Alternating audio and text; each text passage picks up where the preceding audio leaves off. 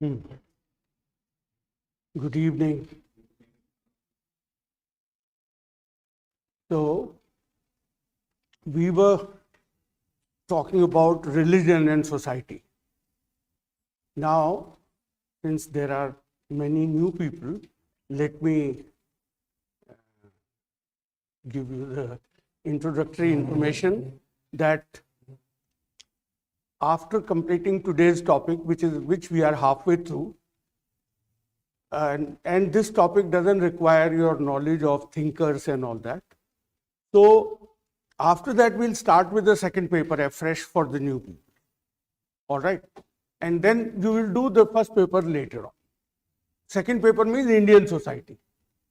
So that you will have no problem understanding. But we have to finish this topic, religion and society. And the areas which we are covering today are the ones which does not require thinkers' knowledge. So you will be able to understand. And you make sure that you do understand. Anything you don't understand, please have it clarified.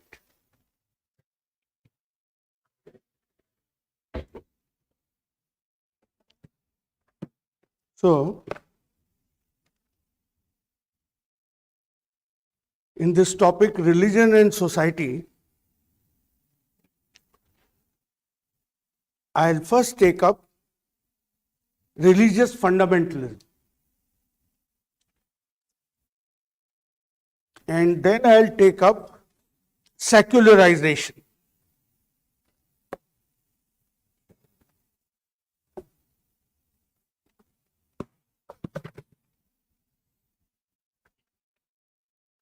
Religious fundamentalism. Have you heard of this term, religious fundamentalism, reading in the newspaper or otherwise? Are you familiar with the term or not? No, you are not familiar. How many people have not heard about it? Very good. Okay. So quite a few people. So let me first explain what is fundamentalism. Today, the present day meaning of fundamentalism is that somebody who has a very dogmatic, you understand, dogmatic adherence, orthodox and बहुत ही जो है not only narrow but जो रूढ़िवादी जिसको बोलते हैं हिंदी में, very rigid in his ideas regarding any ideology, किसी भी विचारधारा के बारे में आप अगर बहुत रिजिड होते हैं और तर्क या रीजन को नहीं ध्यान में रखते हैं तो आपको फंडामेंटलिस्ट कहा जा सकता है. You understand it now? So, there can be secular fundamentalism also. ये जरूरी नहीं है कि रिलीजियस फंडामेंटलिज्म ही होना चाहिए, यानी कि ये जरूरी नहीं है कि आप जो है रिलीजियस आइडियोलॉजी के बारे में ही बहुत रिजिड हैं. आप सेकुलर आइडियोलॉजी के बारे में भी रिजिड हो सकते हैं, जैसे communism. Like communism is an example of secular fundamentalism. Now, so what we are going to talk about is religious fundamentalism, which is a part of your syllabus. Now, the general impression which a person gets whenever we talk about religious fundamentalism is that somebody who is very narrow-minded, somebody who is very, hostile to modern ideas, particularly liberal ideas, progressive ideas, who is very hostile to them, who sticks to the tradition at any cost. So, this term fundamentalism, how did it come into use?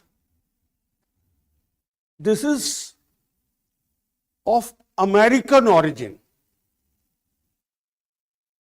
The word fundamentalism in the religious context was first used in America in the early part of the 20th century.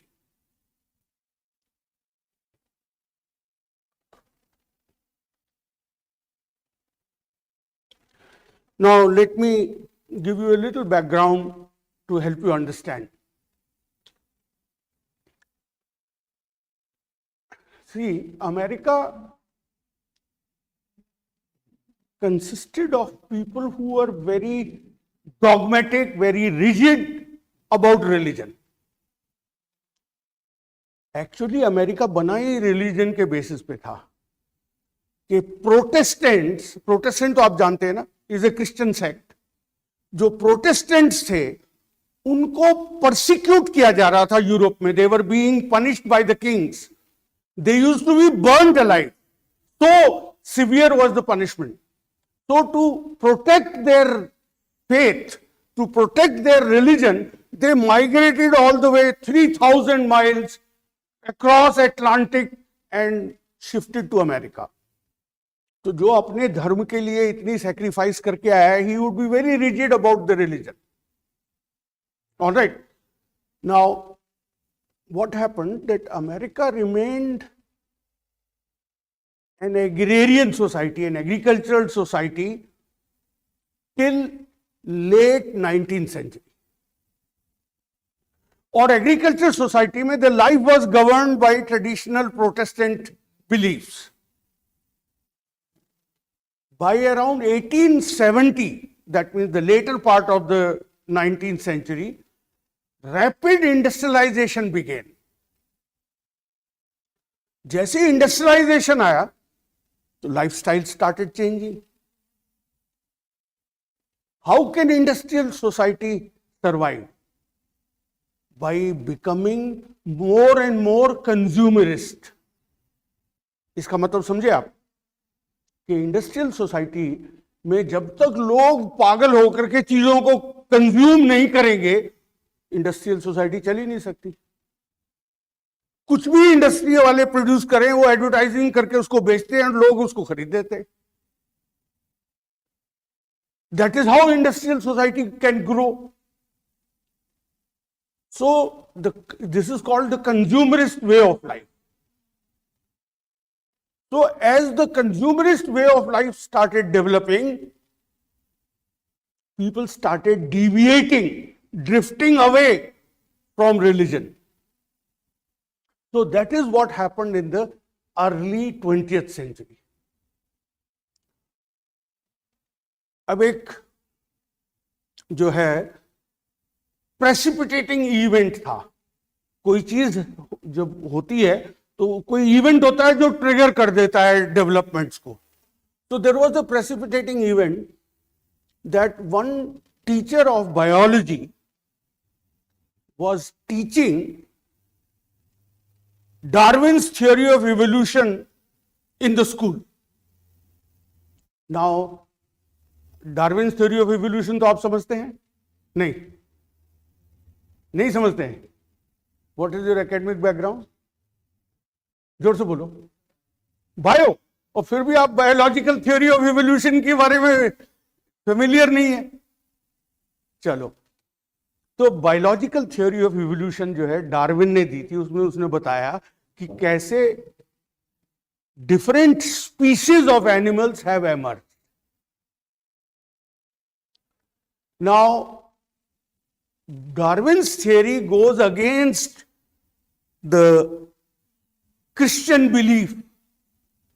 Bible क्या कहती है? Bible कहती है कि the world was created only 7,000 years ago and the God created it as it is now. जबकि Darwin तो कहता है पहले मंकीज आए, फिर एप्स आए, फिर इंसान आया, और ये मिलियंस ऑफ ईयर्स में हुआ. So these two ideas come into conflict. Now, they were so dogmatic about their Christian belief that they suspended that teacher for teaching Darwin's theory of evolution. उसको नौकरी से निकाल दिया. He went to the court. And this became a very major issue, a celebrated trial where two of the most popular lawyers of America they took up the case against each other. In favor of Darwin's theory of evolution, the other in favor of Christian belief. And the case went to the court. Now, the lawyer who was representing Darwin's theory of evolution, that means who was representing the school teacher, he asked the other lawyer to prove how what Bible says can happen. उसने कहा Adam की rib से ewe को बनाया गया, ये Christianity कहती है. उसने कहा कैसे हो सकता है ये? How can rib be converted? Rib is one of the bones. How can the bone be converted into a human being? Like that, he asked questions which that lawyer who was representing the church, he could not answer. And he lost the case. And unfortunately, next day he died of heart attack also. So this became a major event in America. And there was now a kind of, debate that how should life be organized in America? जीवन कैसे चलना चाहिए, Christianity के हिसाब से कि लोगों की फ्रीडम और मर्जी के हिसाब से? So there were two brothers who were very strongly religious and they were also very wealthy. They invited some of the Christian scholars and they financed a project in which they had to lay down the basic principles of Christian belief. 12 booklets, small छोटी-छोटी booklet बनाई गई जिसमें सारे principles of Christianity को लिखा गया. So these booklets were called the fundamentals. And these booklets were distributed free of cost to everybody. Almost 1 million copies were distributed to every church, every opinion maker, everybody who could influence public opinion. That is how this term fundamentals came. So a journalist, an editor of a newspaper, his name was Curtis Lee. He coined this term, the fundamentalist. उसने कहा जो ये religion के बारे में इतने rigid और dogmatic हैं, दे आर द फंडामेंटलिस्ट, क्योंकि वो उनकी किताब का टाइटल था the fundamental.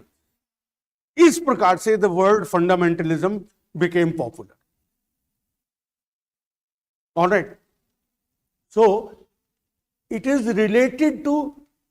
was originally related to religious ideology.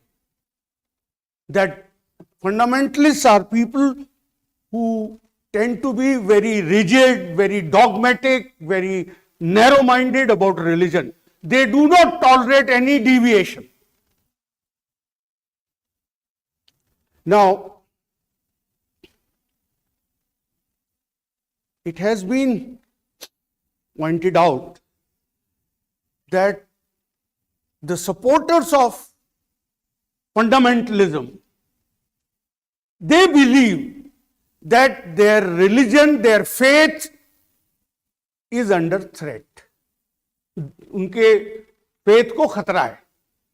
और खतरा कैसे है?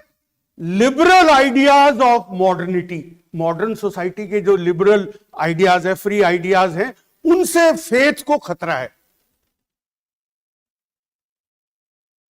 आपने भिंडरा वाले का नाम सुना है? भिंडरा वाले यूज्ड टू से Sikhism is in danger. Sikhism को खतरा है, because people in Punjab were adopting a Western way of life. They saw this as a threat to Sikhism. So Bhindrawale was also a fundamentalist. Now, so the people who believe that modern ideas are a threat to religion, threat to faith, and they want to bring religion back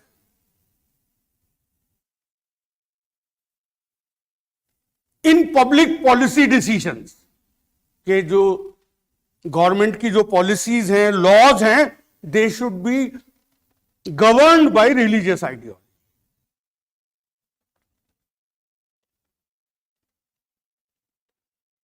So fundamentalism is actually a product of modernity, modernization.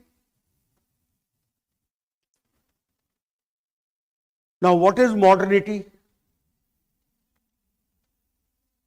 Rational transformation of social life.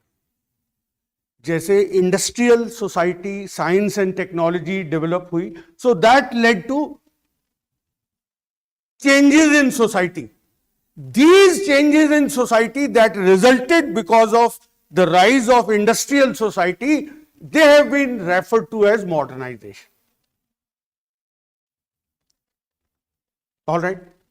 Modernization has two aspects, or modernization can be seen in terms of at two levels. One is the cognitive aspect of modernity, and the second is the technological aspect of modernity.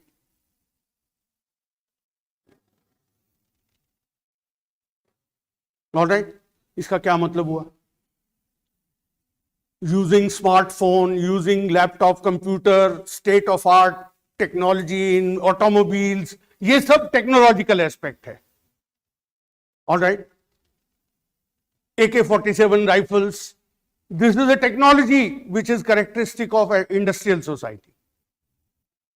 Prior to industrialization, nobody used AK-47 rifle. So this is a technological aspect. लेकिन modern society does not involve only technology. It also involves an ideology, values, beliefs, norms. उसको कहते हैं cognitive aspect. That is called the cognitive aspect of modernity. Did you understand it? So, fundamentalism is an attack on the cognitive aspect of modernity.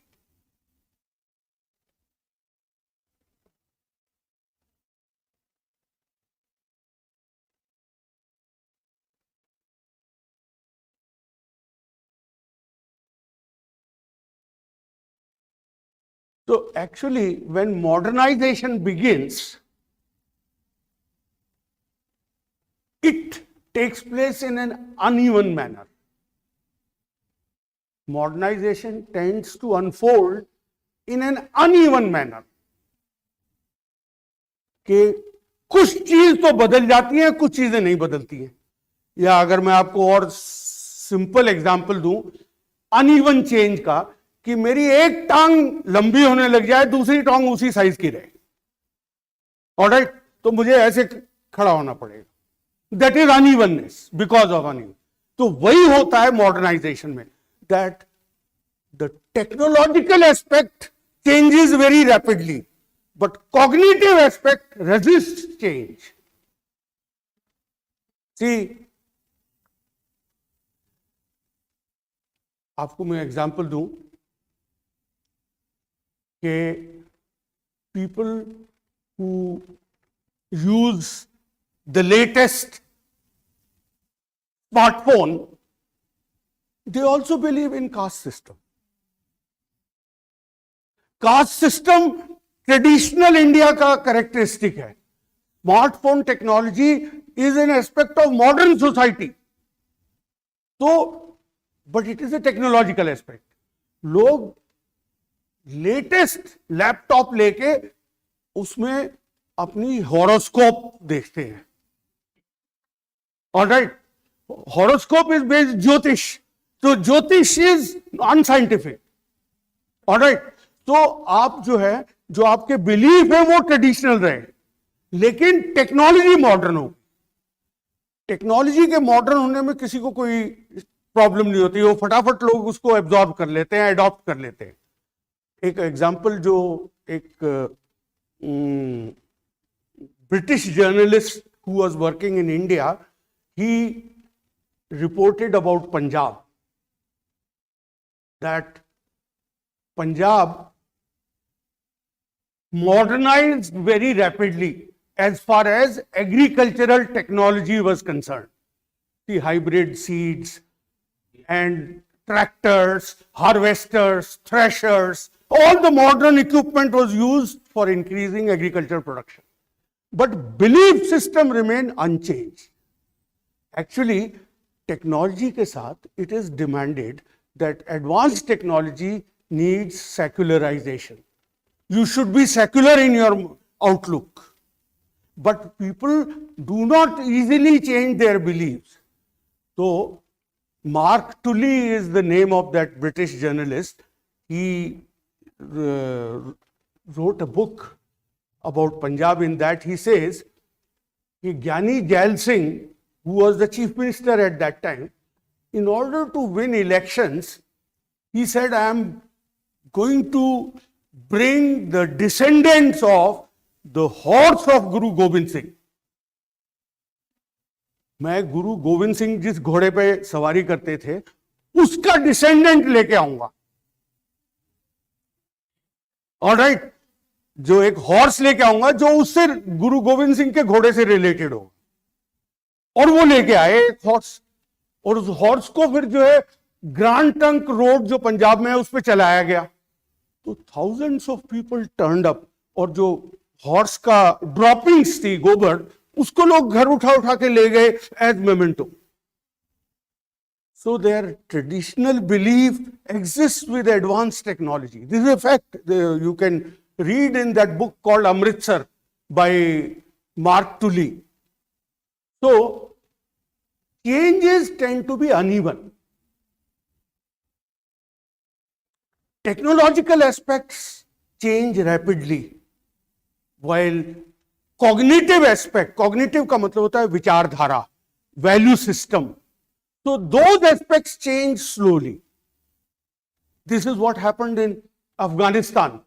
Taliban, they use AK-47 rifles, which is the latest weapon. And they want people to follow the Islam as it developed in 7th century.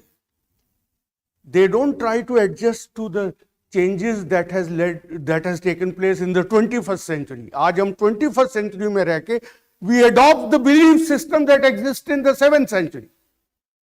So people don't change their belief, they change their technology easily.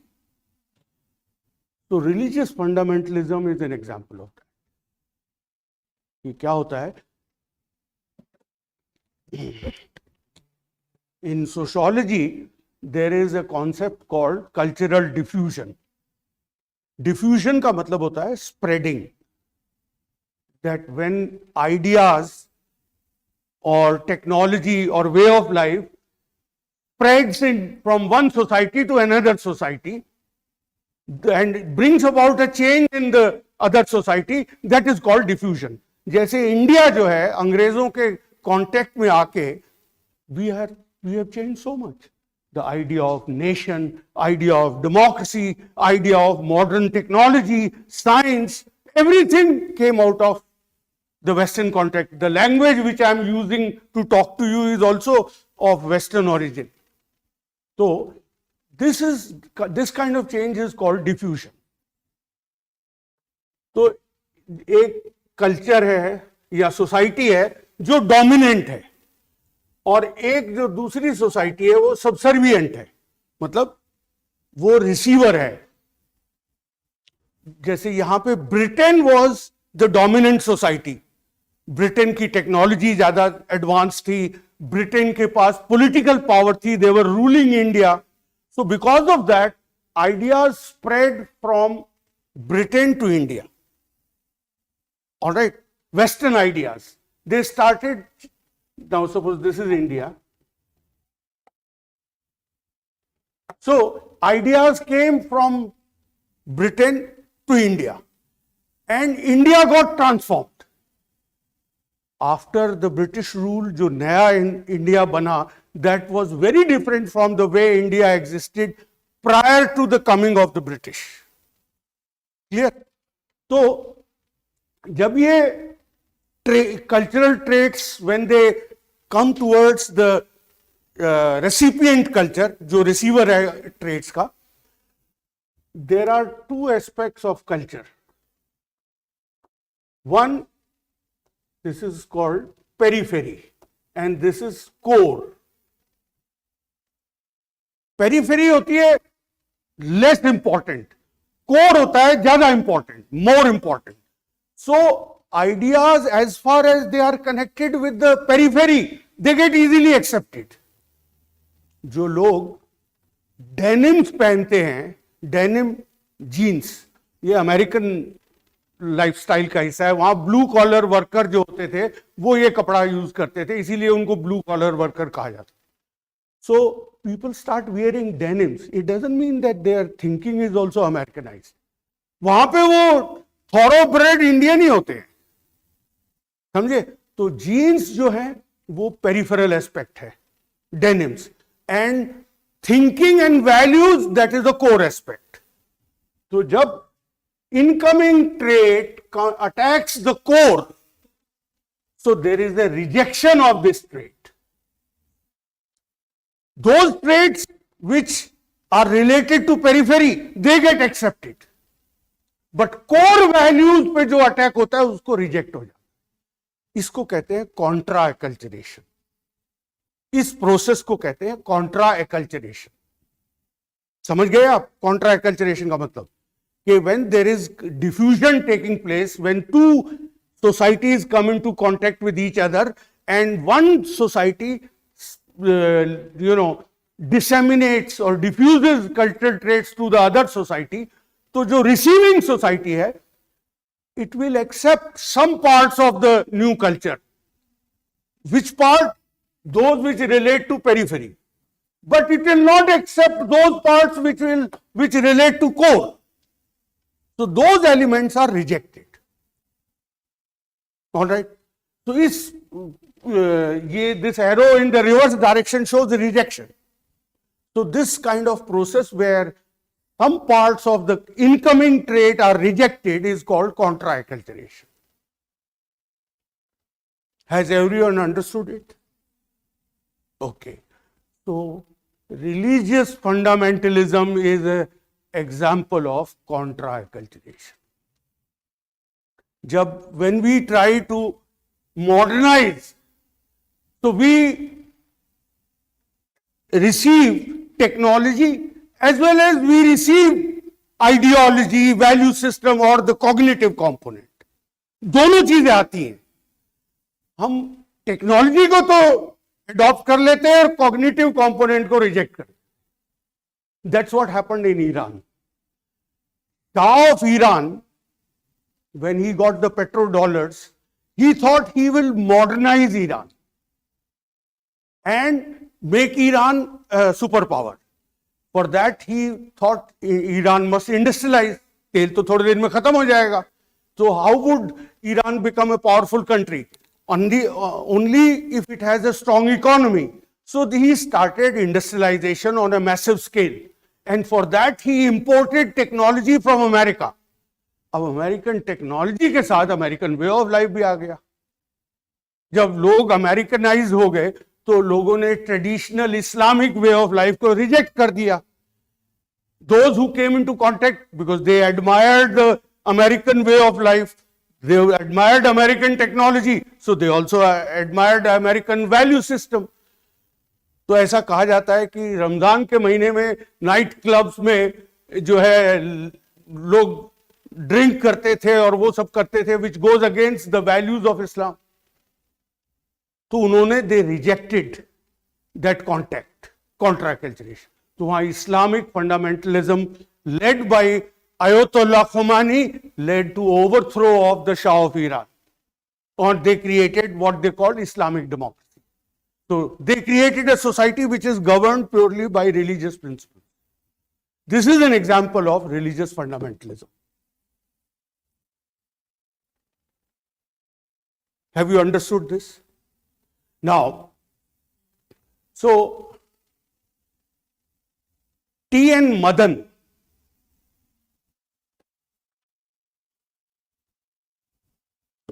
one of the Indian sociologists, there are a number of Western sociologists who have talked about it, like Steve Bruce or Haddon, but in the Indian context, it was T.N. Madan. On the basis of his survey of this kind of religious revival, he identified the characteristics of religious fundamentalism. कि religious fundamentalism के क्या characteristics होते? Now, religious fundamentalism is not confined to Christians. In fact, it is still there in America. Christian fundamentalism is still there, though it is not very powerful anymore, but more in Asian countries or developing countries. So you have Islamic fundamentalism. There is Jewish fundamentalism in Israel. Then there was Sikh fundamentalism in Punjab, that Khalistan movement. So, and there is also Hindu fundamentalism. There is also Buddhist fundamentalism in Sri Lanka. तो इन सब के कुछ common characteristic होते हैं. T.N. Madan has tried to identify those common characteristics. So you can write down that, as I said, religious fundamentalism can be understood as a contra-acculturative response to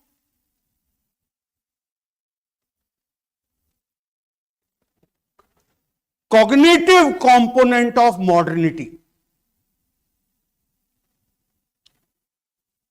example अगर आपको मैं दूं cognitive component of modernity का, individualism. Modernity gives individual the freedom. Alright, you have Article 19 in the right to freedom in fundamental right. Article 19 है ना, so that lays down various freedoms which individual should enjoy. So individualism. Then rationalism.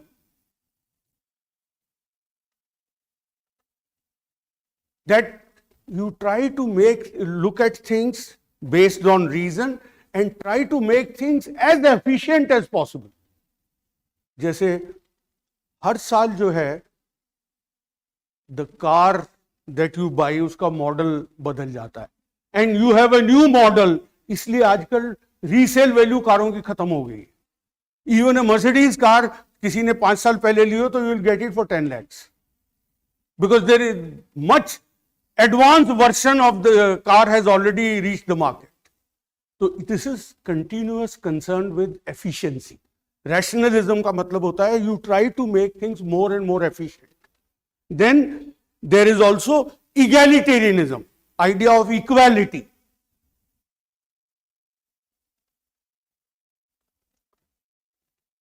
Then idea of secularism.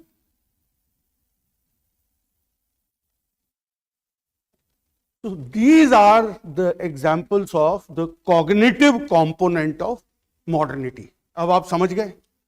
तो in contra-acculturation में these cognitive components belong to the core part.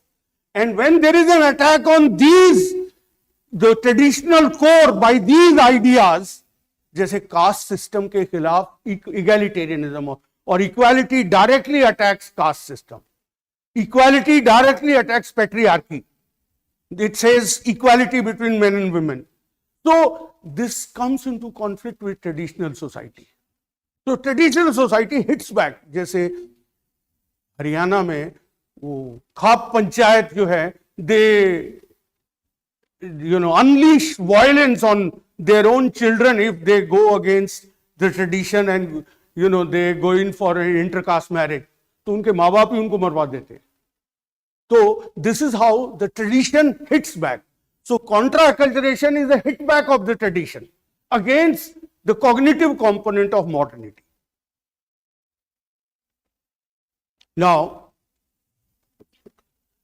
so the other features of religious fundamentalism are: one, they believe that scriptures are inerrant. Scriptures are inerrant and transparent. इसका क्या मतलब है? जो धार्मिक ग्रंथ हैं वो परफेक्ट नॉलेज है उनमें कोई बात ऐसी नहीं है जो गलत हो सकती है, तो उसको अनक्वेश्चनिंगली आपको एक्सेप्ट करना है। ऑलराइट। और जो है उनका मतलब क्या है वो सेल्फ एविडेंट है। मतलब जैसे I will give you an example. Christianity के अंदर बिलीफ है कि after death the soul goes to the other world which is divided into two parts, hell and heaven. तो जो फंडामेंटलिस्ट है वो बिलीव करेगा कि सचमुच कोई जगह है, जैसे दिल्ली है और बॉम्बे है वैसे हेल और हेवन भी कोई जगह है। ये लिटरल इंटरप्रिटेशन है उसकी, तो इसको अनक्वेश्चनिंगली एक्सेप्ट करना है।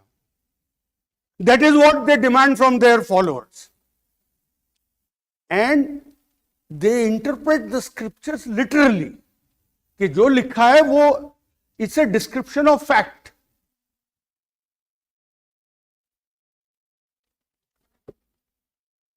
आपने सुना होगा, there was a controversy, there is a geographical formation connecting India with Sri Lanka under the water and some people believe ये राम सेतु है।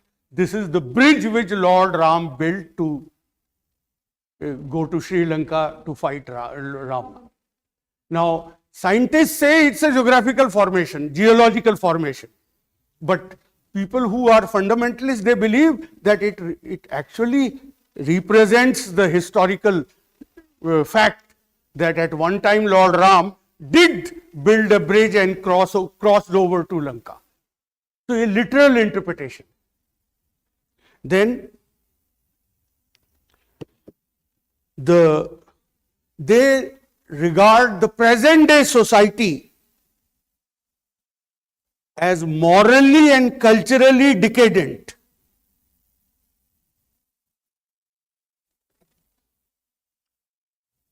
वो जैसे अमेरिका के बारे में मैंने आपको बताया ना कि जब वो इंडस्ट्रियल वे ऑफ लाइफ उन्होंने अडॉप्ट किया तो उनका ये तो सब जिसको इंडिया में कहा जाता है कलयुग आ गया। So they condemned that change in the lifestyle because of rise of industrialization as decay, कि दुनिया मतलब उनका समाज जो है वो बर्बाद हो रहा है। तो it is the present is condemned as culturally decadent, इसको सुधारने की जरूरत है and the reconstruction has to be done according to scriptures. Religion should be the basis for reconstruction. कैसा समाज बनाना है जैसा स्क्रिप्चर में दिया गया है। And they are intolerant of dissent. आप समझते हैं डिसेंट का मतलब? डिसएग्रीमेंट। मैं एक बात कहता हूं, आप मेरे से एग्री नहीं करते, कुछ और कहते हैं।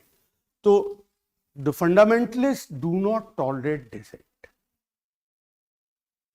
You have to have an unquestioned obedience. बगैर सवाल पैदा किए आपको फॉलो करना उनको। That is what they demand. Unquestioned obedience or intolerance of dissent. And they are also interested in political power. And that is how they are different from religious revivalism. एक और concept है, term है religious revivalism, कि religion जो है दोबारा से फैल रहा है। तो religious revivalism, not every religious revivalism is fundamentalism. That is the point which T.N. Madan is trying to make, कि सिर्फ रिलीजियस बिलीव्स का रिवाइव होने का मतलब नहीं कि वो सारे फंडामेंटलिस्ट हो गए. वही फंडामेंटलिस्ट है those who are interested in political power and want to use that power to reconstruct a society of their choice. People can become more religious. पहले मैं religion नहीं practice करता था, अब मैं करने लग गया. तो this is the religious revivalism.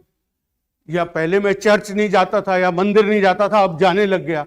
So this is the religious revivalism. But so it is not fundamentalism. Fundamentalism वो होता है जिसमें not only I became more committed to religion, I want to grab political power to bring about a change in society according to religious scripture. That is fundamentalism. So fundamentalism is also different from communalism. Communalism क्या होता है? Where people of different religions, they think that their secular interests are mutually opposed. You understand secular interest?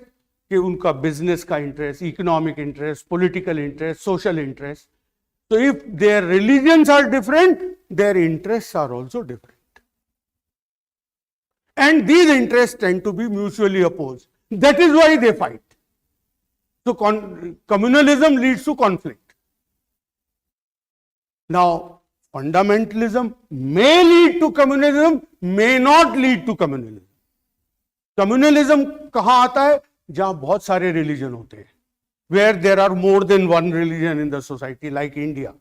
अगर एक ही religion है तो वहाँ पे communal conflict नहीं होगा. वहाँ सिर्फ religious revivalism होगा या religious fundamentalism. Alright? So these are related concepts. You should not be confused about them.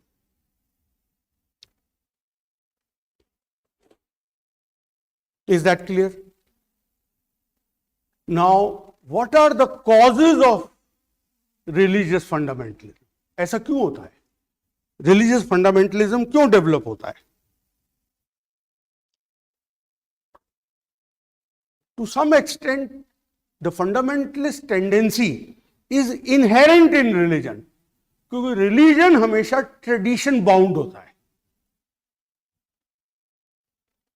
Religious practices are based on tradition. कि हमेशा से ऐसा होता है इसलिए अब हम भी ऐसा ही करेंगे. That's a traditional way of doing things. So religion is based on traditional action, traditional patterns of behavior. जब समाज में परिवर्तन आता है, when there is any change in society and people started moving away from tradition, then the two things come into conflict. Religion comes into conflict with the changes in the society. So religion takes the form of fundamentalism. वो changes को sign of decadence समझते हैं. The society is degenerating. Now, religious fundamentalism उन religion में होता है जहां single sacred book है. Religion fundamentalism is more likely to develop in those religions which have a single scripture, single sacred book. जैसे Christianity में बाइबल है, Islam में होली कुरान है, तो they have a single sacred book. Hinduism में fundamentalism develop करना बहुत मुश्किल है, क्योंकि कौन से स्क्रिप्चर के अकॉर्डिंग आप चलेंगे? वहां पे वेद हैं, उपनिषद हैं, पुराण हैं, वो क्या कहते हैं, स्मृति है, श्रुति है, इतने सारे स्क्रिप्चर्स हैं. तो कौन सा स्क्रिप्चर फॉलो करेंगे आप? तो यहां पे फंडामेंटलिज्म का डेवलप होना थोड़ा मुश्किल हो जाता है. जहां पे religion, the religious dogma is well defined कि ये है रिलीजन, तो उससे डिविएशन आप जब होता है तो आप उसको रोकेंगे. Fundamentalist try to check that deviation. Now another factor that leads to the rise of religious fundamentalism is absence or weakness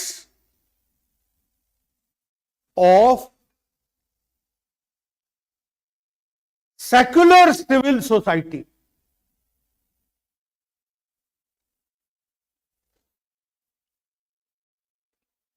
Either absence or weakness of secular civil society. Civil society क्या होती है? We see the society divided into two parts. एक तो political society और एक civil society. Political system और state, जिसको state कहा जाता है, ऑलराइट, उससे बाहर जो लोगों की ऑर्गेनाइजेशंस हैं वो सिविल सोसाइटी का है. Like trade unions, like political parties, like professional associations, all right, these are called civil society organizations. समझ गए आप? Now, civil society includes religious organization also. लश्कर तायबा या जो है ये सिविल सोसाइटी की organization, but it is religion based civil society organization. जो secular civil society की ऑर्गेनाइजेशन है, नॉन रिलीजियस, अगर वो वीक होती हैं, now civil society is used for protest. जब आप किसी चीज के खिलाफत करते हैं, प्रोटेस्ट करते हैं, so you participate, organize that protest through civil society. समझते हैं? तो civil society organizations are used for protest. अब सेक्युलर सिविल सोसाइटी अगर नहीं है तो क्या करेंगे? जो है उसी का इस्तेमाल करेंगे. तो they people fall back on religion. They use religion as an ideology of protest. जैसे मैंने ईरान का आपको एग्जांपल दिया, religious fundamentalism in Iran which led to Islamic democracy. तो ओरिजिनली उनका मकसद क्या था, पर्पस क्या था? They were opposing the shah of Iran. Iran was a monarchy, और वो राजा जो है बिल्कुल आर्बिट्रेरी डिक्टेटोरियल वे में, अथॉरिटेरियन वेज में बिहेव करता था. लोग चाहते थे डेमोक्रेसी. समझे? तो उनके पास जो the only way they could protest against the shah of Iran was through religious organization, because secular political parties were very weak. वहां पे एक सेक्युलर पार्टी थी, Tudeh party, TUDEH, Tudeh party, लेकिन वो इतनी कमजोर थी that they could not oppose successfully the shah of Iran. So ऐसी हालत में जब आपके पास सेक्युलर सिविल सोसाइटी वीक है या एब्सेंट है, you fall back on religion. So absence और weakness of secular civil society is one of the factors responsible for rise of religious fundamentalism. Then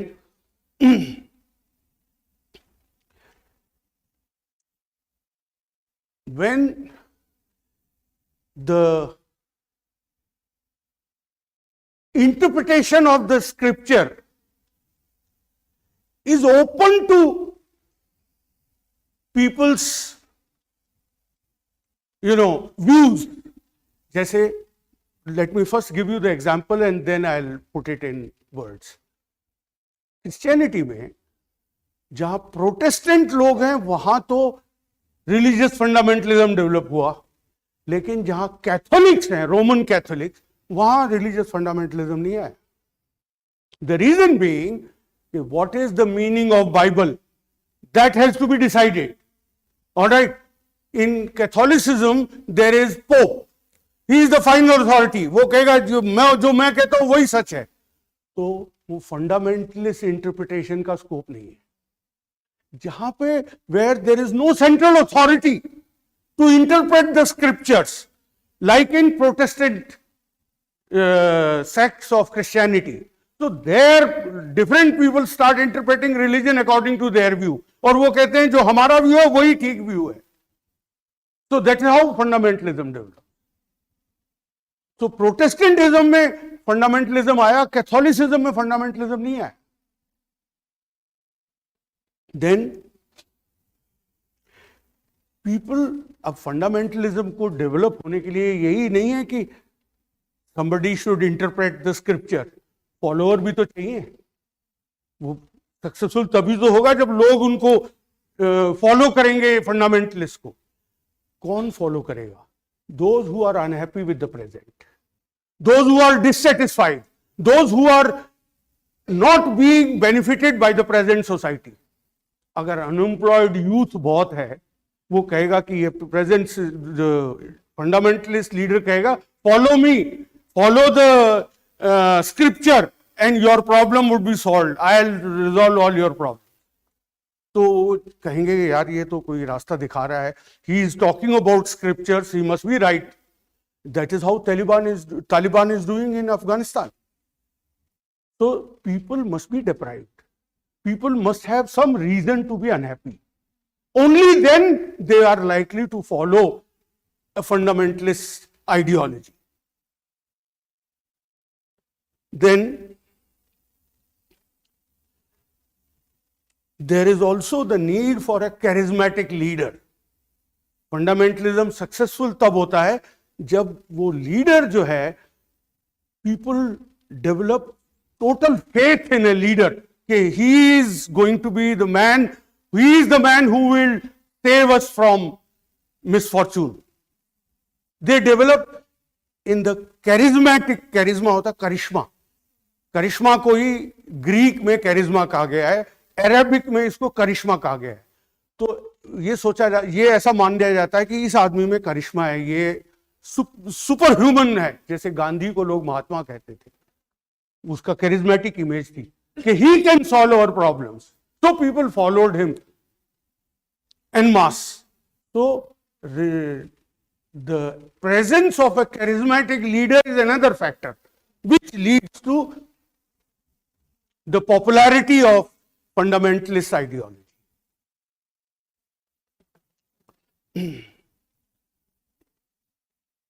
अब जैसे हमास है, the Palestinians are very unhappy.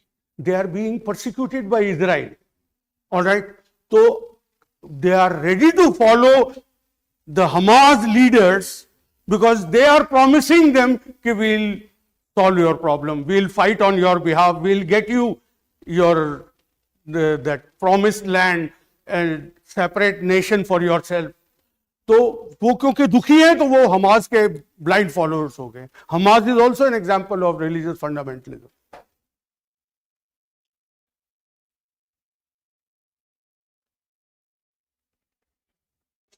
So this is about religious fundamentalism. Now, anything you have not understood, please tell me.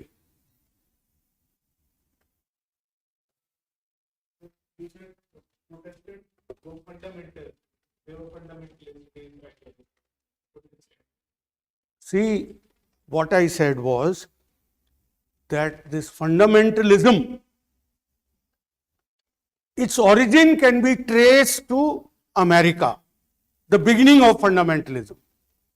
And in the beginning, the Americans who were strongly Protestant, very devotedly Protestant, they were the ones who protested against the changes taking place in American society because of industrialization. And their leaders, some of the Protestant leaders, they decided that to restore the religion, restore the authority of the faith, let us popularize the faith. Let us make people know what is Christianity. तो उन्होंने किताबें छापी और उन किताबों का नाम था the fundamentals. They published 12 booklets. They were called Fundamentals. Because of this title, a journalist called Curtis Lee, he coined the word fundamental. कि जो रिलीजन के बारे में बहुत डॉगमेटिक और रिजिड होते हैं, they are called fundamental originally. Now, how fundamentalism is defined, I have told you T.N. Madan's view. He has arrived at these features on the basis of survey of fundamentalism across the world.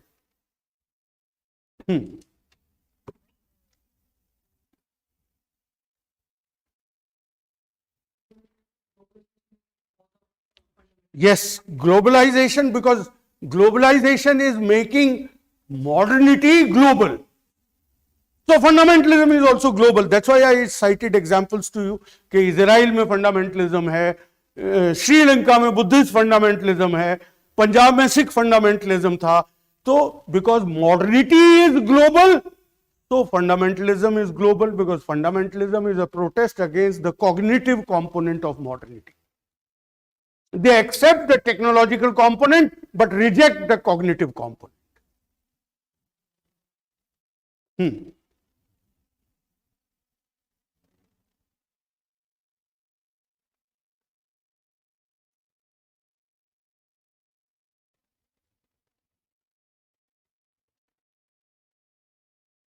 Yes, please.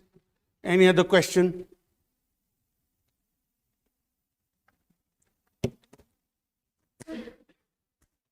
तो हम ये conclude कर सकते हैं कि religious fundamentalism जो है it is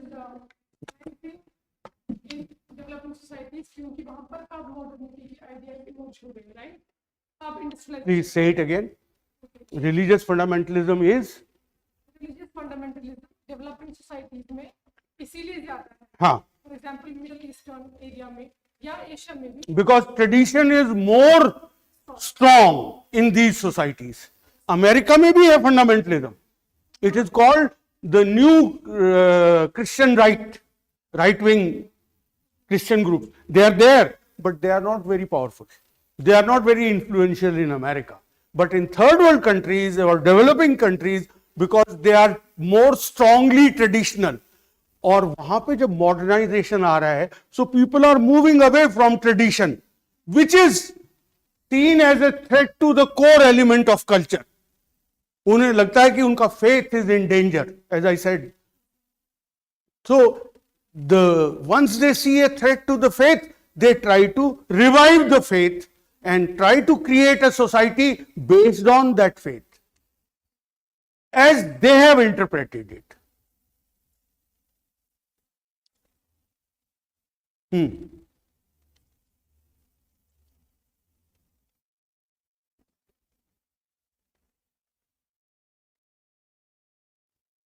As somebody had said,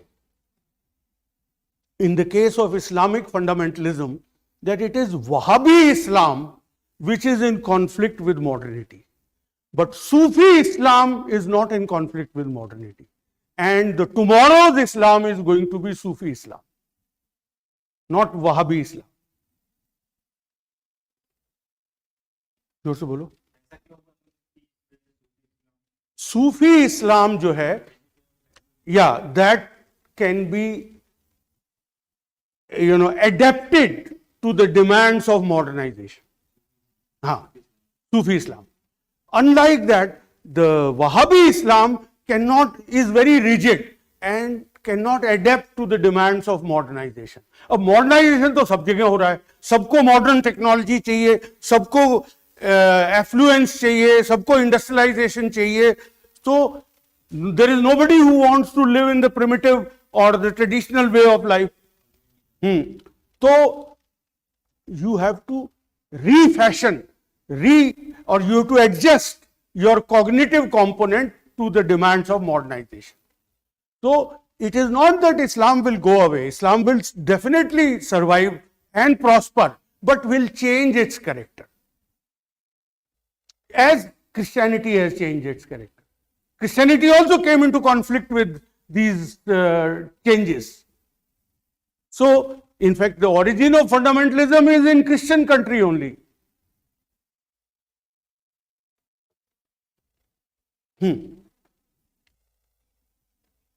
Any other question?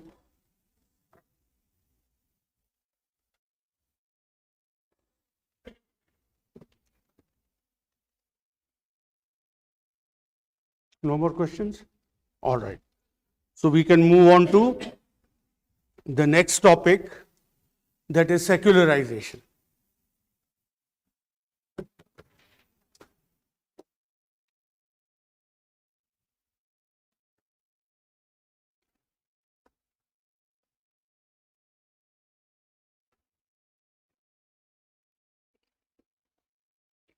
See, secularization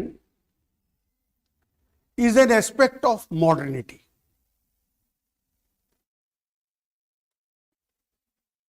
modernity मैंने बताया ना आपको, rise of industrial capitalist society, उसी को मॉडर्न सोसाइटी कहते हैं. So secularization is an aspect of modernity, or rather a consequence of modernization process. So, what is involved in secularization? Secularization involves two aspects. One, a secular state and a secular society.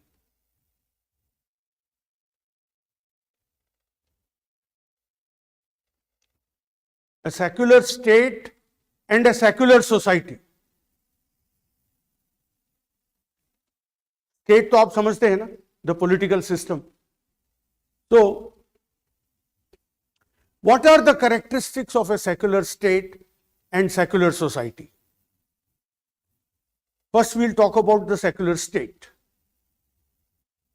One, the state is not connected constitutionally to any religious dogma.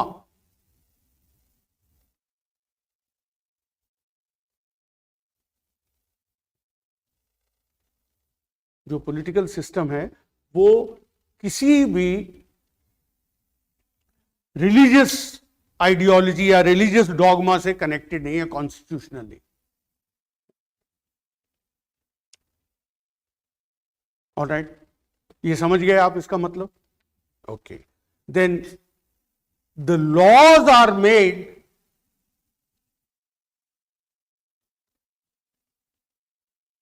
on the basis of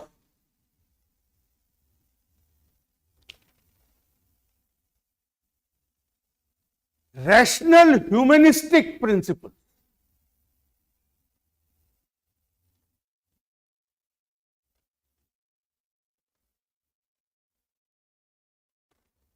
The laws are made on the basis of rational and humanistic. That means the basic concern of law is human welfare, and they are based on reason and logic, not based on religious belief. And thirdly, the state does not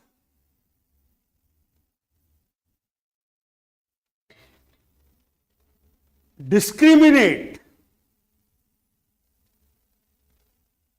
either in favor of or against any religion.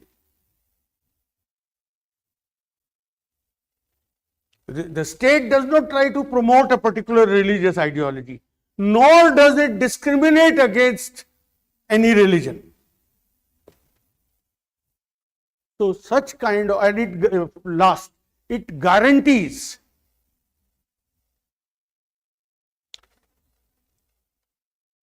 individual as well as corporate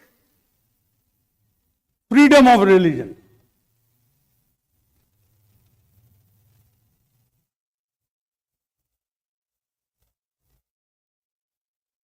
All right. And by these yardsticks, you can see India is a secular state. Individual and corporate freedom का मतलब समझ गए? Individual means every individual has a right to choose his or her religion.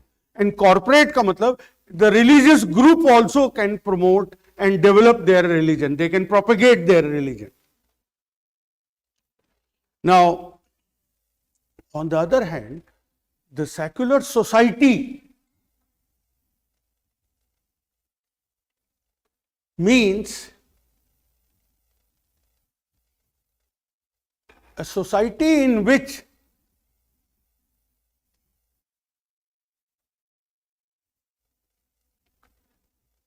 religious beliefs, practices, and institutions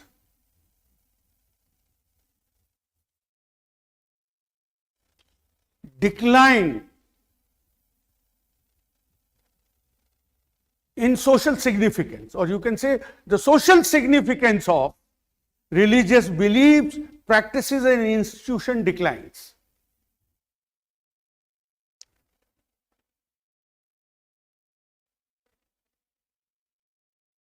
So it doesn't mean religion disappears, but it is not socially significant. Now, is there a trend towards secularization? That can be the question we can raise. So we will look at societies, different societies, and on the basis of that we will decide firstly what is happening to religion, and on the basis of that then we will say whether there is secularization or no secularization.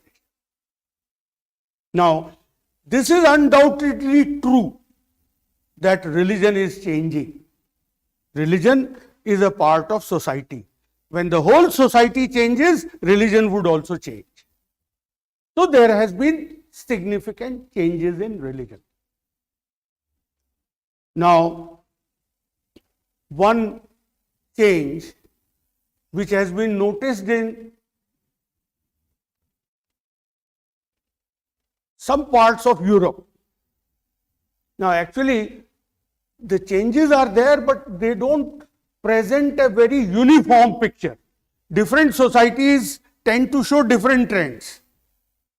So, one trend which is very evident in Europe is that institutional religion is on the decline. इसका क्या मतलब हुआ? Institutional religion. जो religious institutions है like church, so church attendance is falling. Earlier, more number of people would go to church. Now there are fewer people who go to church.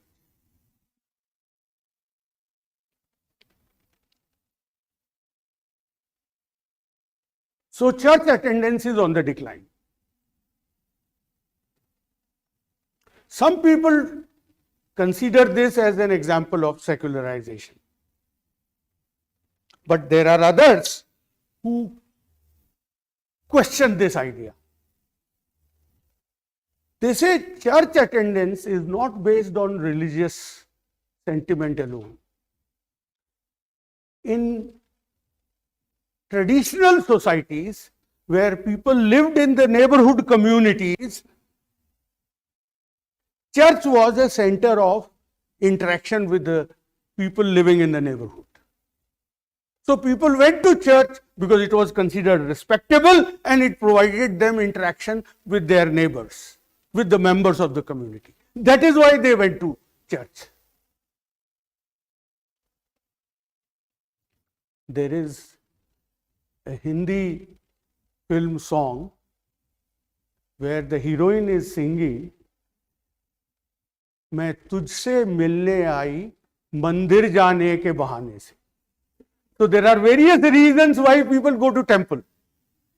All right, it is not only for religion. There are other reasons also that people go to temple. So they say that church attendance cannot be taken as an index of secularization, because now what happens is there is, they call it societalization, that neighborhood communities have broken down. किसी को पता नहीं पड़ोस में कौन रहता है. They don't interact very frequently with each other. All right, वरना marriage, funeral, or otherwise also on a Sunday, people would go and interact with their neighbors. Now that does not happen. They interact through internet, they interact through telephone, they interact with people who are dispersed in the city or even in the world. Some of the children are in US, parents are in Delhi, they are interacting with them through internet. So they don't have to go to a church for interaction with the people. So church was also a center of social interaction. That is why church attendance was high. That is how they argue. Then another change that has taken place in religion is disengagement and desacralization.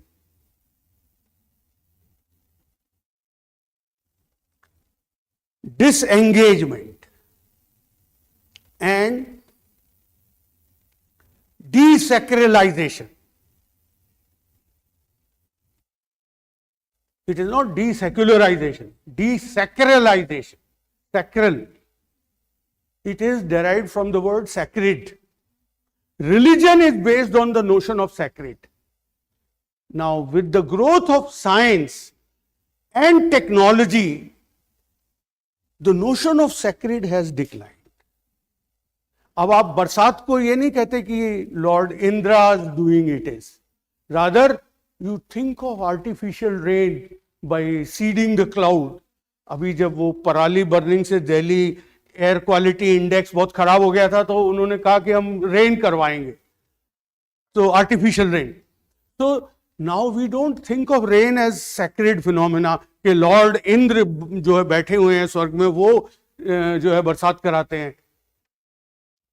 Now, so the entire earlier chicken pox or that smallpox was considered the handiwork of a goddess. अब वो बेचारी goddess को कोई पूछता ही नहीं है क्योंकि उन्होंने वो वायरस ही हटा दिया. All right, so there is desacralization. अब अगर कोई बीमार होता है तो वो मंदिर या मस्जिद नहीं जाता है, हॉस्पिटल जाता है. उसके बाद मंदिर भी जा सकता है अगर doctors are not very sure और the illness is serious, then they may reinforce their effort putting the patient in the hospital, then may also pray in the temple. But it is not that withdraw the patient from the hospital and only pray in the temple. That is not the case. So the sacred worldview is disappearing. There is desacralization and religion is withdrawing from different areas of life. पहले सारी education and knowledge वो religion से control होती थी. Prior even in Europe it was the church which controlled all knowledge.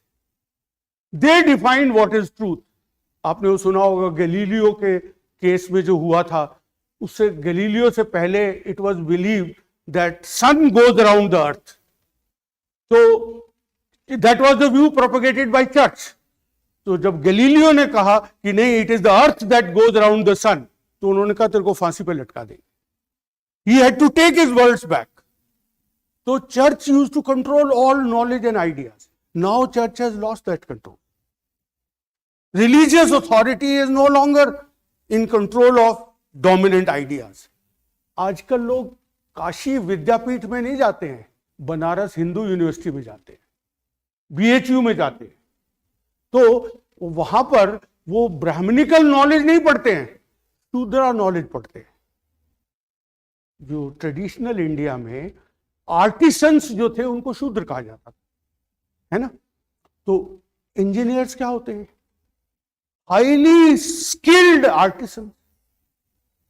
Civil engineer एक mason और carpenter को combine कर दो और उनकी स्किल को बहुत हाईली डेवलप कर दो तो वो सिविल इंजीनियर बन जाएगा.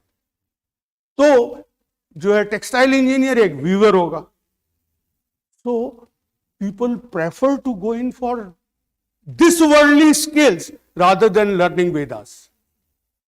Alright, so there is desacralization, there is disengagement. Religion is increasingly separated from dissemination of knowledge and ideas. Then even economy is based on rational principles.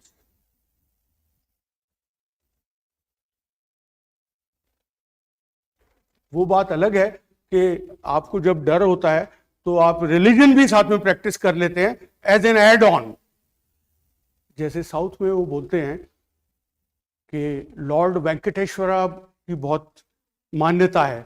So when somebody starts a business, they make Lord Venkateshwara 5% partner in the business. 5% of the profit they keep donating to the temple, hoping that now Lord Venkateshwara will make our business a success. All right. So there is surviving belief. I am not saying religion is disappearing. Religion will never disappear. But it is no longer dictating the pursuit of your economic goals. That is governed by secular knowledge. Then society is getting specialized.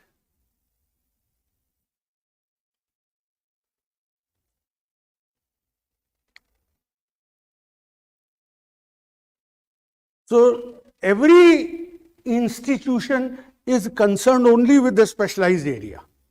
Earlier, religion controlled every aspect of life. Everything, all forms of knowledge was rooted in religion. All ideas of society were rooted in religion. Now that is not the case. There is differentiation. And there is pluralization of religion. पहले क्या होता था Europe में, एक single church थी, Roman Catholic church, and everybody had to be a Roman Catholic. They had to follow the rules laid down by the Roman Catholic Church. और अगर कोई उससे deviate करता था तो उसको जिंदा जला दिया. It was so strict. Now, but today everyone can have his own variety of his own brand of religion. There are so many religions India is exporting to America and Europe, you know, that Hare Krishna cult, then Krishna consciousness जिसको बोलते हैं, transcendental meditation of Maharishi Mahesh Yogi. For some time, yeah, ISKCON is that Krishna consciousness only. And then there was, you know, that very Bhagwan Rajneesh. He also had great following in America, though later on he was thrown out of America. But so there are varieties of religion. This is what they call New Age religion. That different types of sects and cults. Sects and cults are religious organizations. So they are mushrooming. There is a growth of sects and cults. So pluralization of religion. हाँ हाँ बिल्कुल, सदगुरु का भी cult है, और वो कौन से दैट साईं बाबा का भी कल्ट है, और नए अभी कोई रिसेंट गुरु और आए हैं, मैं भूल गया उनका नाम, जो है who is very active these days. हाँ, बागेश्वर बाबा. Yes. So there are so many. There was one Nirmal Baba also, if you saw him on the TV. So इतने सारे cults and sects are growing, and this is happening everywhere. So there is pluralization of religion. Pluralization of religion इसलिए होता है कि there is privatization of religion. पहले तो क्या होता था कि the entire society had single religion. The entire religion was an social institution which was shared commonly by all the members. Now, religion has to survive. Why should religion survive? Because science cannot answer all questions about life. This is a fundamental limitation of science. Science why question का जवाब कभी नहीं दे सकती. Science what and how question को तो answer कर सकती है. What is the nature and how does it happen? By observing the phenomena they can explain that. Why does it happen? Why do people die? They should not die. Why do they age? They should not age. Why question का सवाल नहीं, जवाब नहीं दिया सकता. ऐसे में I was telling you the other day, why should I live? Why shouldn't I commit suicide? थोड़े साल की तो बात है, मरना तो एक दिन है ही, थोड़ा पहले मर जाओ, क्या है ना. तो why question can not be answered. Religion answer करता है वो कहता है it is a sin to destroy life. So it is a sinful activity. You will be punished in the other life afterward.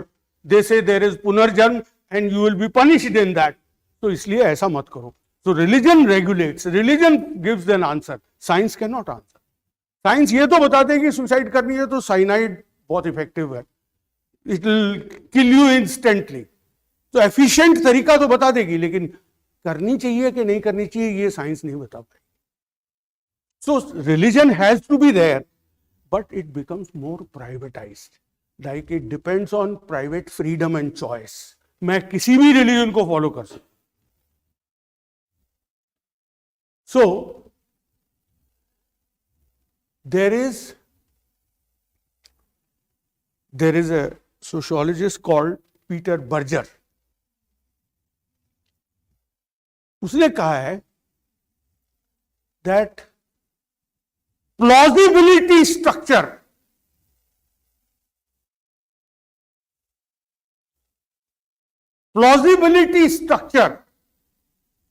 of traditional religions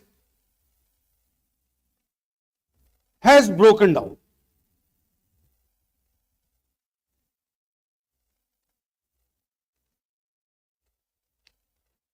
अब इसका मतलब क्या होता है? प्लॉजिबल समझते हो? प्लॉजिबल का मतलब believable and acceptable.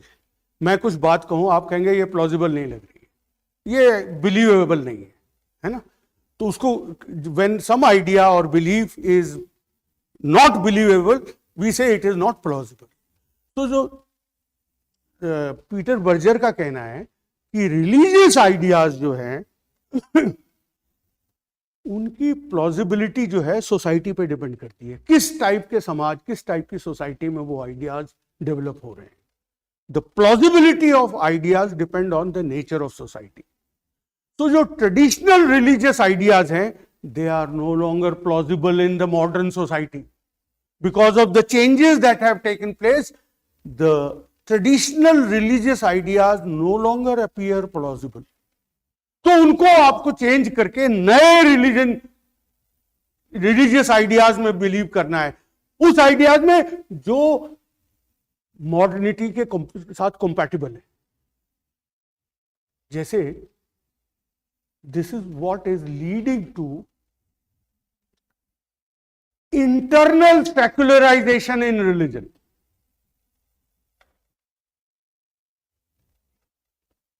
What is internal secularization? The religion itself is reinterpreting itself in a manner that makes it compatible with modernity.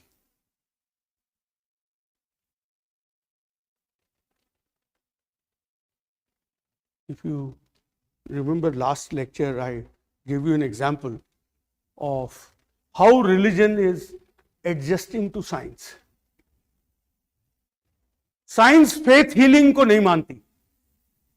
Faith healing समझते हैं कि there are people who believe that if you are suffering from an illness, you go to the god man और gifted religious individual. he may touch you, he may give you some prasadam, some vibhuti or something, and your illness would be cured. ये होती है faith healing. So this is not scientifically provable. Scientifically it is not possible. Science does not accept it. So they say there is a concept in science called placebo effect. Placebo effect. Placebo effect होता है कि अगर आपको psychologically convince कर दिया जाए कि आप ठीक हो रहे हैं तो आप ठीक होना शुरू कर देते. वो मुन्ना भाई एमबीबीएस की मूवी में ऐसा दिखाते हैं that doctors father is ill and he says he has many problems and the another person is suffering from some kind of paralytic stroke और something and Munna Bhai makes him smile and cure. So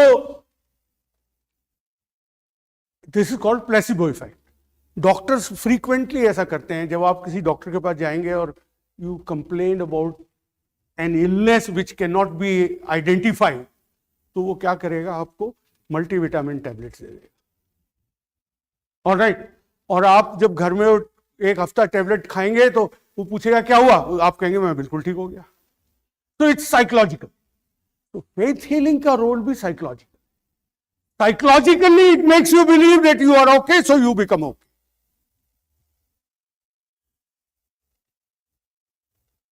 So this is accepted by the religion.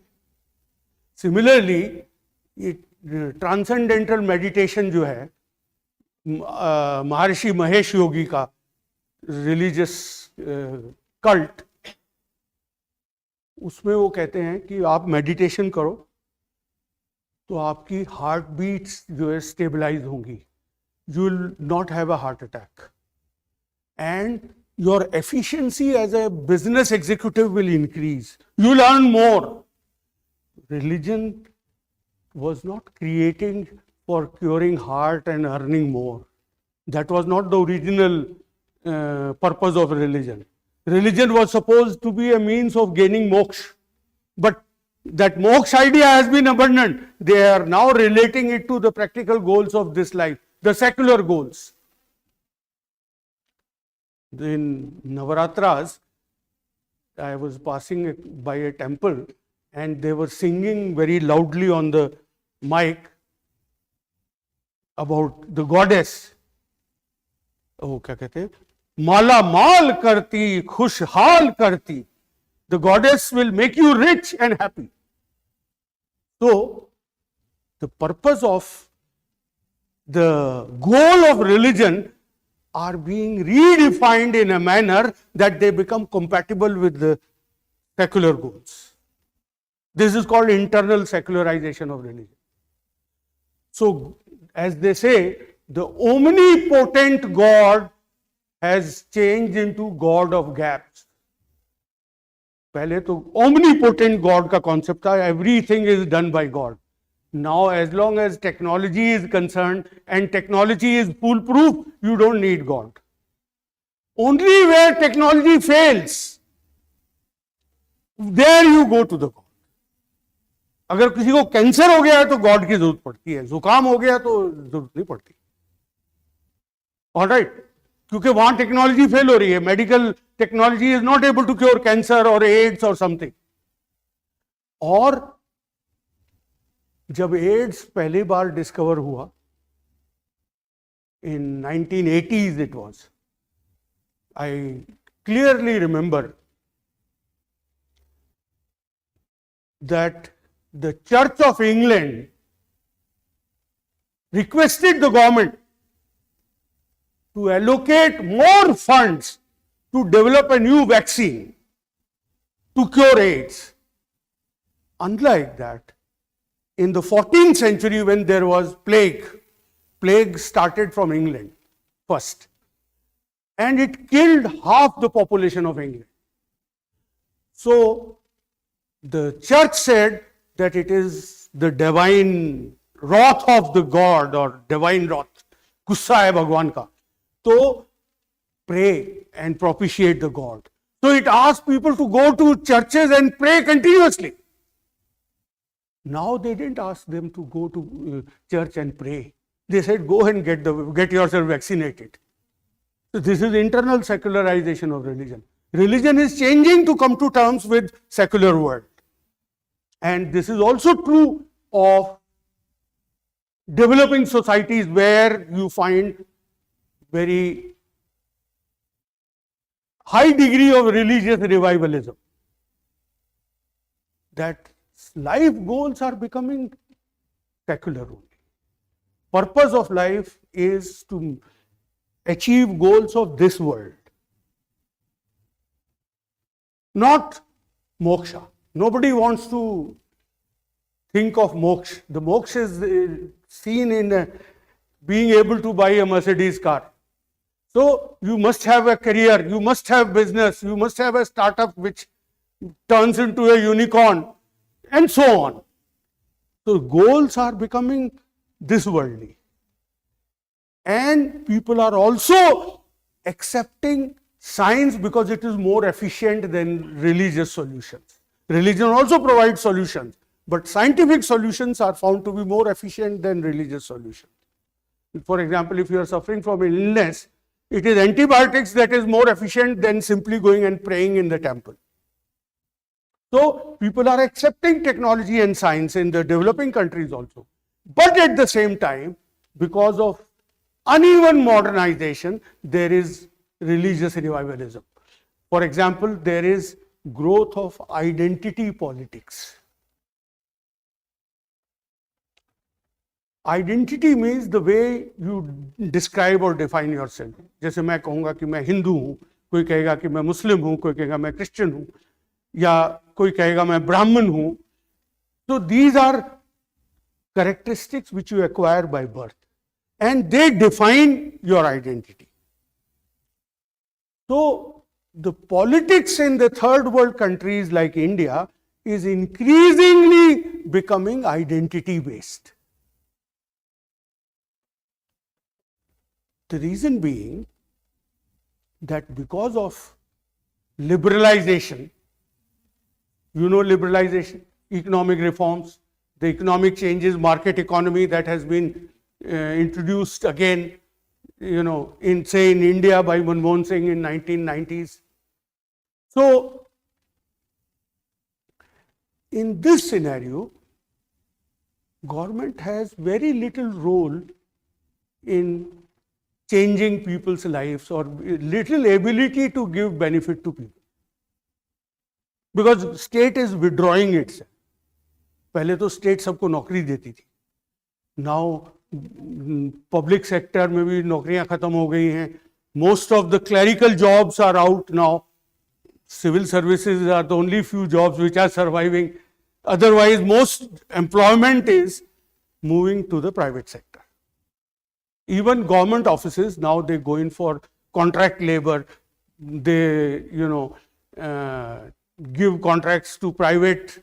Even MCD hires sweepers for cleaning the roads by outsourcing it. They don't employ sweepers themselves. Earlier they did. So state had a very important role in shaping people's lives. Now that role has declined. State can give you very little. In such a scenario, they need your votes nevertheless. तो कुछ तो आपको देना है ना. जैसे अडवाणी जी को prime ministership नहीं मिली तो भारत रत्न मिल गया. ऑलराइट, तो वैसे ही people have to be given something to get their votes. So identity, appeal to identity is used for creating sentiments in favor of themselves. Caste-based identity, region-based identity, and religion-based identity. So there is rise of identity politics in the third world countries, particularly in the context of economic reform.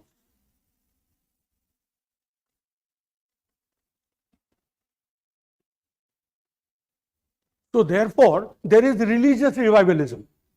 And secondly, as I mentioned already, religion as an ideology of protest.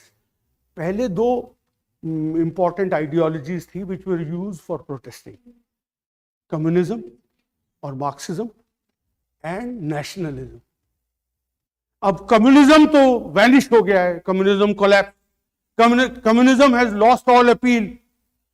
And even nationalism is on the wane. धीरे धीरे decline हो रहा है with globalization. So in such a scenario where declining, there is no other ideology which is available to articulate protest. So in this ideological vacuum, religion has walked in as the ideology of protest. Protest तो लोगों को करनी है क्योंकि बहुत grievances हैं, बहुत problems हैं लोगों के पास. So religion is emerging as an ideology of protest in developing countries. So for all these reasons, there is the religious revivalism. But at the same time, there is also secularization. So secularization is unmistakably there. Importance of religion has declined, but religion has not vanished, and perhaps it will never vanish, because science cannot have answers to all problems of human life. So religion would survive in a changed form, in a pluralized and privatized form.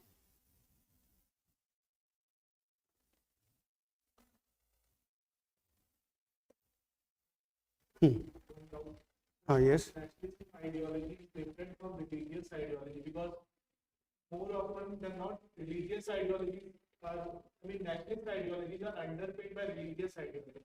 So how we can differentiate? No, not all nationalism is based on religion. Hindutva definitely is a case of nationalism based on religion, but not all nationalism is religion based. Pakistan, all these states, they were Yes. based on religious You are making Pakistan as a representative of the entire world. Pakistan was created on the basis of religion only. All right. They thought, this was how Muhammad Ali Jinnah decided that Muslims constitute a separate nation. He articulated what is called the two-nation theory. All right. And he wanted to create a nation on the basis of religion. Now, so in Pakistan, the religious element is more strong. But even in Pakistan, there are problems. Bangladesh walked away in spite of the fact that they shared common religion.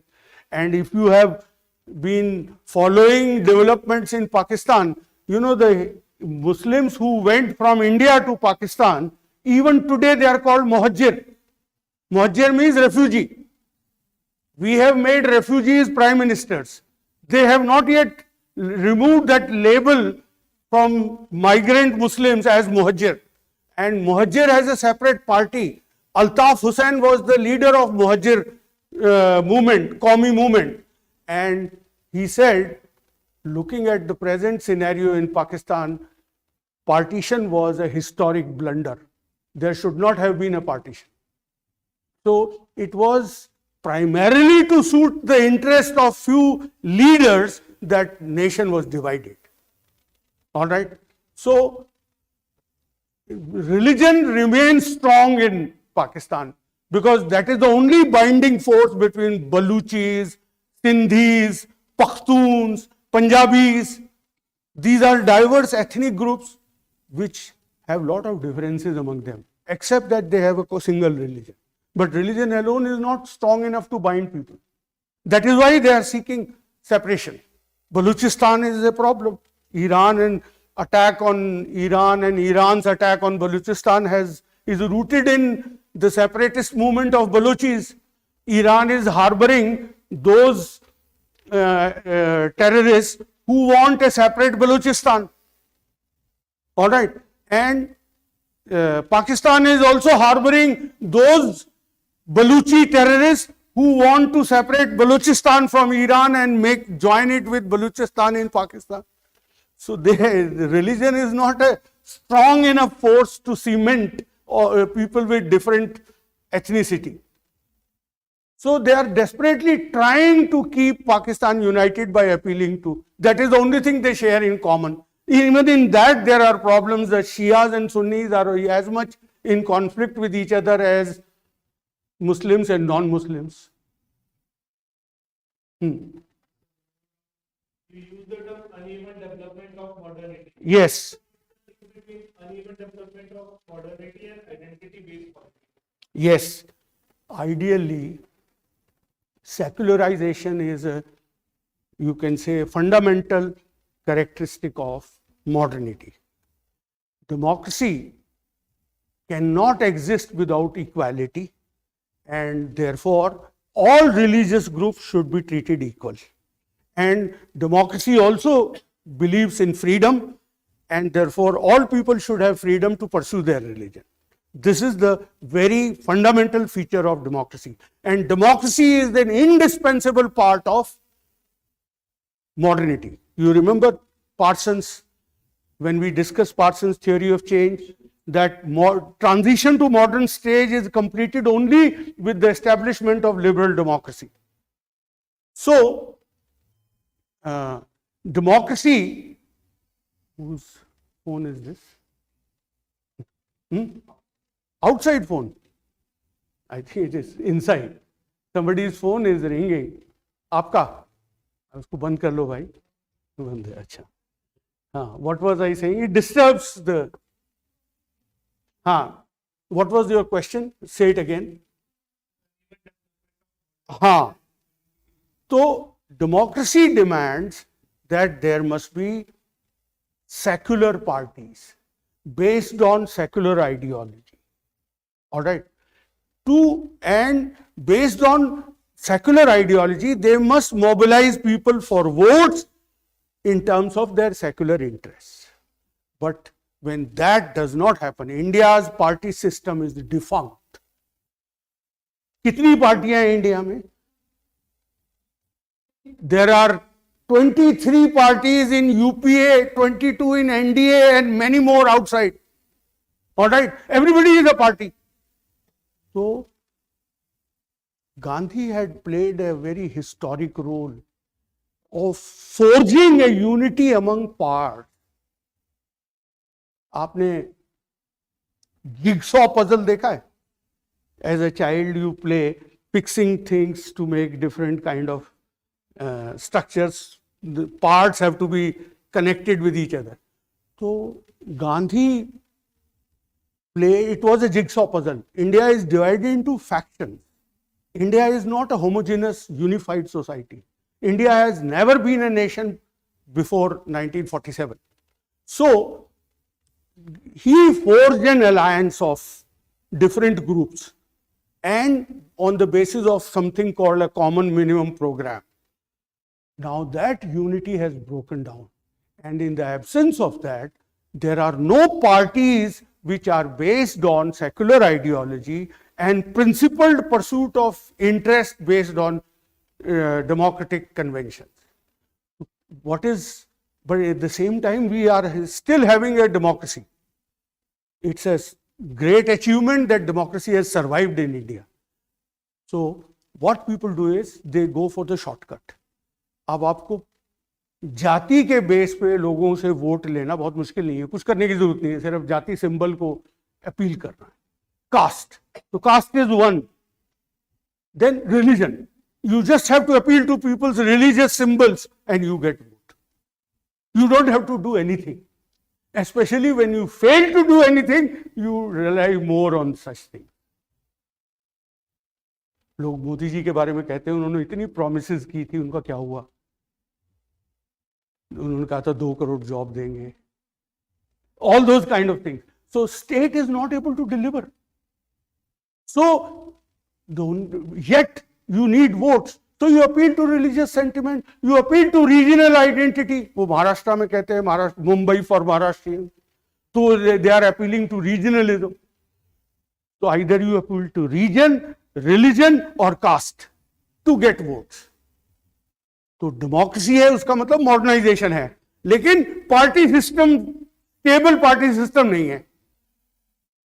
तो uneven हो गया ना modernisation. एक part तो modernisation का आ गया, या तो डेमोक्रेसी भी नहीं होती तो फिर कोई प्रॉब्लम नहीं थी. अब डेमोक्रेसी तो आ गई है, पार्टी सिस्टम इज वीक, तो you are not able to mobilize votes within democracy on a basis of secular ideology. तो you appeal to sentiments. Caste, religion or region, all the three are being used. वो आंध्रा में Telugu Desam, DMK and all that, they talk about Tamil identity. तो identity, Punjab में वो कहते थे Khalistan is a separate nation, Sikh are a nation separate. So they are appealing to religious identity. Akali party is based on religion only. So that is how uneven modernization leads to identity based politics. और बताइए. Sir, तो ये कह सकते हैं कि post liberalization in India because of the uneven modernization and liberalization, because of rising inequalities. Yes. कि religious revivalist movements generate हो रहे हैं, and there is a declining secular trend in India post liberalization. नहीं, secular trend नहीं है decline हो रहा, needs गोल secular ही है. मीन्स सिंबल्स वगैरह यूज करते हैं पॉलिटिक्स में. गोल नहीं चेंज हुए। ये नहीं कहते कि हम जो है we want to escape from the cycle of rebirth and moksha लेना है, ये गोल नहीं है। गोल तो prosperity, wealth, this worldly goal, अच्छी नौकरी, अच्छी हेल्थ, ये सब गोल हैं, दिस वर्ल्डली गोल्स। रिलीजन के तो अदर वर्ल्डली गोल्स होते हैं ना। तो गोल्स तो इस वर्ल्डली, सेक्युलराइजेशन तो हो रहा है। मैंने एग्जांपल दिया ना आपको कि कोई भी काशी विद्यापीठ में वेदास पढ़ने नहीं जाता है, लोग बनारस हिंदू यूनिवर्सिटी में जाते हैं, वो सेक्युलर एजुकेशन है, दिस वर्ल्डली एजुकेशन। तो goals are not becoming religious, but religious symbols are being used for this worldly goals. Power चाहिए, गद्दी चाहिए, जैसे कहते हैं चेयर चाहिए। Politics is not religious activity, politics is a secular activity, but symbols that are used are religious because party system is weak, party system is fragmented.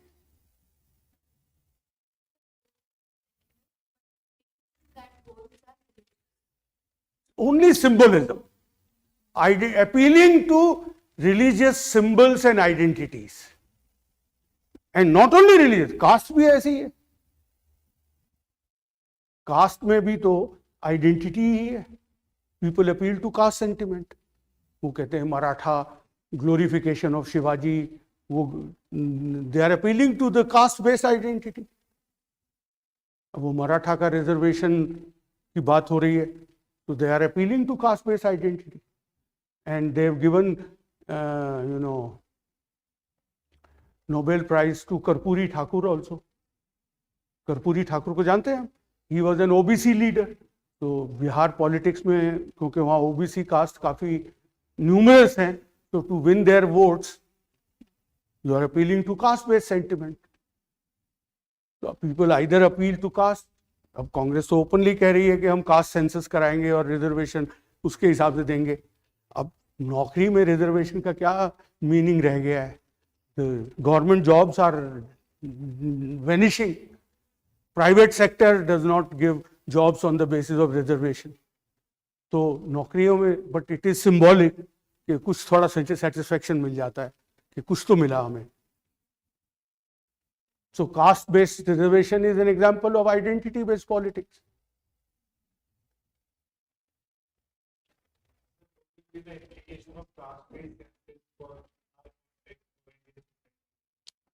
I beg your pardon. Say it again. That the caste-based census means you will have a more accurate idea about the numerical strength of different caste groups. All right. And according to that, therefore, they can make a demand for reservation. All right.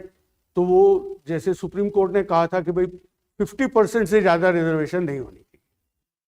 All right. तो OBC की reservation 27% पे रुकी, because 22.5% reservation was there for SC ST। तो अब वो कहते हैं नहीं, हमारी परसेंटेज ऑफ रिजर्वेशन बढ़ाओ क्योंकि हमारी पॉपुलेशन तो ज्यादा है, वी आर मोर न्यूमरस। तो वो कास्ट बेस्ड सेंसस से उनके पास एविडेंस आएगा ना।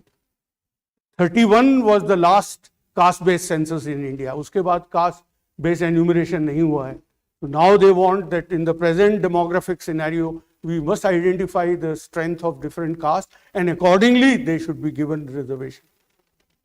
है ये भी पॉपुलिज्म। पॉपुलिज्म समझते हैं आप? प्लेइंग टू द गैलरी, लोगों को इंस्टेंट खुश करने का तरीका। तो there are identity based politics is पॉपुलिस्टिक।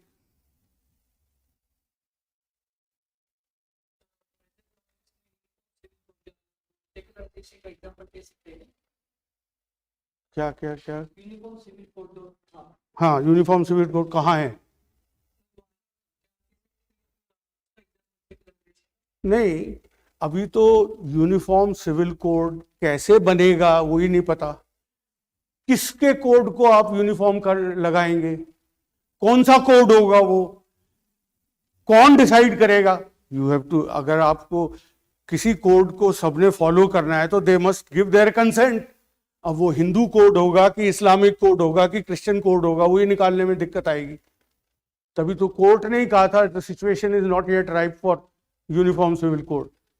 तो पहले तो what can be done is कि एक रैशनल ह्यूमनिस्टिक प्रिंसिपल पे बेस्ड आप एक कोड बना दीजिए and make it optional.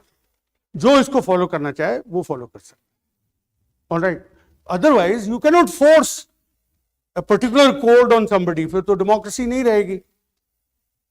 So that is how it has been kept in the cold storage. कौन कोल्ड यूनिफॉर्म सिविल कोड ला रहा है? कोई नहीं ला रहा, बात हो रही है सिर्फ। Any other question?